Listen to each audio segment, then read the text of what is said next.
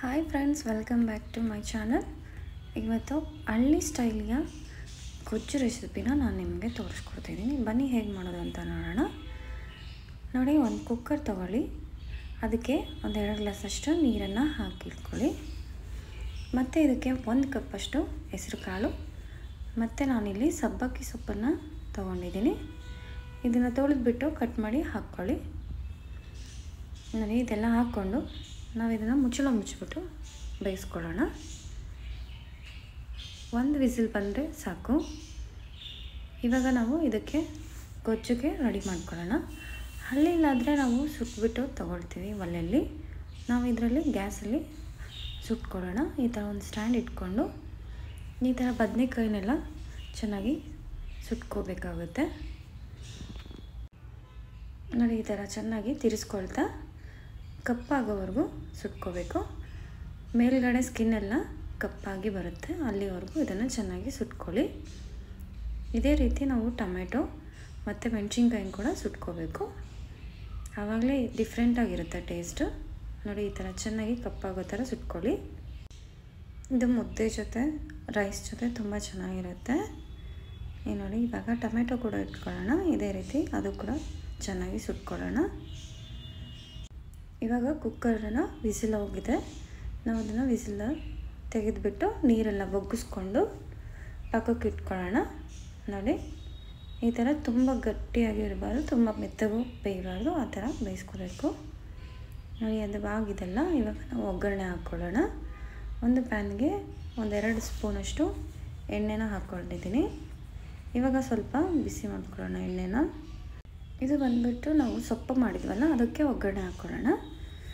ನೋಡಿ, ಸ್ವಲ್ಪ ಜೀರಿಗೆನ ಹಾಕ್ಕೊಂಡು ನಾನು 1 ಈರುಳ್ಳಿನ ಉದ್ದುದ್ದ ಕಟ್ ಮಾಡಿ ಇಟ್ಕೊಂಡಿದ್ದೀನಿ. ಅದನ್ನು ಕೂಡ ಹಾಕ್ಕೊಳ್ತಾ ಇದ್ದೀನಿ. ಇದು ಈರುಳ್ಳಿ ಹಾಕ್ಕೊಂಡು ಚೆನ್ನಾಗಿ ಸ್ವಲ್ಪ ಫ್ರೈ ಮಾಡ್ಕೊಳ್ಳಿ. ಹಲವಾರು ರೀತಿಯ ಗೊಜ್ಜು ಥರ ಮಾಡಿರ್ತೀರ. ಈ ಥರ ಸುಟ್ಟು ಬದನೆಕಾಯಿ ಗೊಜ್ಜನ್ನು ನೀವು ಒಂದು ಸತಿ ಮನೆಯಲ್ಲಿ ಟ್ರೈ ಮಾಡಿ ನೋಡಿ. ಎಲ್ಲರಿಗೂ ತುಂಬ ಇಷ್ಟ ಆಗುತ್ತೆ. ನೋಡಿ, ಈ ಥರ ಚೆನ್ನಾಗಿ ಫ್ರೈ ಆದಮೇಲೆ ಸ್ವಲ್ಪ ಉಪ್ಪನ್ನು ಹಾಕ್ಕೊಳ್ಳೋಣ, ರುಚಿಗೆ ತಕ್ಕಷ್ಟು. ನಾವು ಸೊಪ್ಪಲ್ಲಿ ಯಾವುದೇ ರೀತಿ ಉಪ್ಪನ್ನು ಹಾಕಿಲ್ಲ, ಅದಕ್ಕೆ ಇವಾಗ ಹಾಕ್ಕೊಳ್ತಾ ಇದ್ದೀನಿ. ಈಗ ನೋಡಿ, ನಾವು ಬೇಯಿಸಿಟ್ಕೊಂಡಿದ್ದೀವಲ್ಲ ಕಾಳನ್ನು, ಅದನ್ನು ಸೊಪ್ಪು ನೀರೆಲ್ಲ ಹಿಂಡ್ಕೊಂಡು ಈ ಥರ ಹಾಕ್ಕೋಬೇಕು. ನೋಡಿ, ಈ ಥರ ನೀರೆಲ್ಲ ಚೆನ್ನಾಗಿ ಹೋದ್ಮೇಲೆ ನಾವು ಹಾಕ್ಕೋಬೇಕಾಗುತ್ತೆ, ಆವಾಗ ಚೆನ್ನಾಗಿರುತ್ತೆ.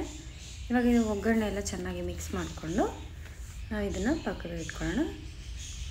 ಇದ್ರ ಜೊತೆ ನೀವು ಸ್ವಲ್ಪ ಮೆಣಸಿನ್ಕಾಯಿ ಕೂಡ ಹಾಕ್ಕೋಬೋದು. ನೀವು ಮಕ್ಕಳಿಗೆ ಕೊಡೋದಾದರೆ ಇದಕ್ಕೆ ಮೆಣಸಿನ್ಕಾಯಿ ಹಾಕೋದು ಅವಶ್ಯಕತೆ ಇಲ್ಲ. ನೋಡಿ, ಈ ಥರ ಬದನೆಕಾಯಿ ಸಿಪ್ಪೆ ಎಲ್ಲ ತಕ್ಕೊಳ್ಳೋಣ. ಫಸ್ಟು ತುಂಬ ಈಸಿಯಾಗಿ ಬಂದುಬಿಡುತ್ತೆ. ಈ ಥರ ಎಲ್ಲ ಸಿಪ್ಪೆನ ತೆಗೆದುಕೊಂಡು ಟೊಮೆಟೊದು ಕೂಡ ಸಿಪ್ಪೆ ತೆಕ್ಕೋಬೇಕು. ತೆಕ್ಕೊಂಬಿಟ್ಟು ನಾವು ಬದನೆಕಾಯಲ್ಲಿ ಹುಳ ಇದೆಯಾ ಇಲ್ಲ ಅಂತ ಒಂದು ಸತಿ ಚೆಕ್ ಮಾಡ್ಕೊಳ್ಳಿ. ಮತ್ತು ಒಂದು ಸತಿ ನೀರಲ್ಲಿ ತೊಳ್ಕೊಂಡು ನಾವು ಇದನ್ನು ಇವಾಗ ಹುಳ ಇದೆ ಇಲ್ಲ ಅಂತ ನೋಡಿ ಈ ಥರ ಓಪನ್ ಮಾಡಿಕೊಂಡು ಚೆಕ್ ಮಾಡ್ಕೊಳ್ಳಿ. ಚೆಕ್ ಮಾಡ್ಕೊಂಡ್ಬಿಟ್ಟು ಇದನ್ನು ನಾವು ಮ್ಯಾಷರಿಂದ ಈ ಥರ ಎಲ್ಲ ಮ್ಯಾಶ್ ಮಾಡ್ಕೊಳ್ಳೋಣ. ಇದಕ್ಕೆ ಸ್ವಲ್ಪ ನಾವು ಬೆಳ್ಳುಳ್ಳಿ ಕೂಡ ಹಾಕ್ಕೋಬೇಕು. ಸ್ವಲ್ಪ ಬೆಳ್ಳುಳ್ಳಿನ ನಾನು ಬಿಡಿಸಿಟ್ಕೊಂಡಿದ್ದೀನಿ, ಅದನ್ನು ಕೂಡ ಹಾಕ್ಕೊಂಡಿದ್ದೀನಿ. ಸ್ವಲ್ಪ ರುಚಿಗೆ ತಕ್ಕಷ್ಟು ಉಪ್ಪು ಹಾಕ್ಕೊಂಡು ಚೆನ್ನಾಗಿ ಈ ಥರ ಮ್ಯಾಶ್ ಮಾಡ್ಕೊಳ್ಳಿ. ಇವಾಗ ಸ್ವಲ್ಪ ನೀರುಳ್ಳಿನ ಹಾಕ್ಕೊಳ್ಳೋಣ. ಹಸಿ ನೀರುಳ್ಳಿ ಹಾಕ್ಕೊಂಡಾದ್ರೆ ಚೆನ್ನಾಗಿರುತ್ತೆ ಟೇಸ್ಟು. ಇವಾಗ ಸ್ವಲ್ಪ ಹುಣಸೆಹಣ್ಣನ್ನು ನಾನು ಬಿಸಿನೀರಲ್ಲಿ ನೆನೆಸಿಟ್ಟಿದ್ದೀನಿ, ಅದನ್ನು ಕೂಡ ಹಾಕ್ಕೊಳ್ಳೋಣ. ನಾವು ಏನು ಕಾಳು ಬೇಯಿಸಿದ್ವಲ್ಲ ನೀರು, ಅದು ಕೂಡ ಹಾಕ್ಕೋಬೇಕು, ಚೆನ್ನಾಗಿರುತ್ತೆ. ಸ್ವಲ್ಪ ಕೊತ್ತಂಬರಿ ಸೊಪ್ಪನ್ನು ಕಟ್ ಮಾಡಿ ಹಾಕ್ಕೊಳ್ಳೋಣ. ನಾನು ಇದನ್ನು ರೈಸ್ ಜೊತೆ ಸರ್ವ್ ಮಾಡ್ತಾಯಿದ್ದೀನಿ. ನೀವು ಇದನ್ನು ಮುದ್ದೆ ಜೊತೆ ಸರ್ವ್ ಮಾಡಿದ್ರೆ ತುಂಬ. ನೀವು ಈ ಥರ ಒಂದು ಸತಿ ಮನೇಲಿ ಟ್ರೈ ಮಾಡಿ ನೋಡಿ.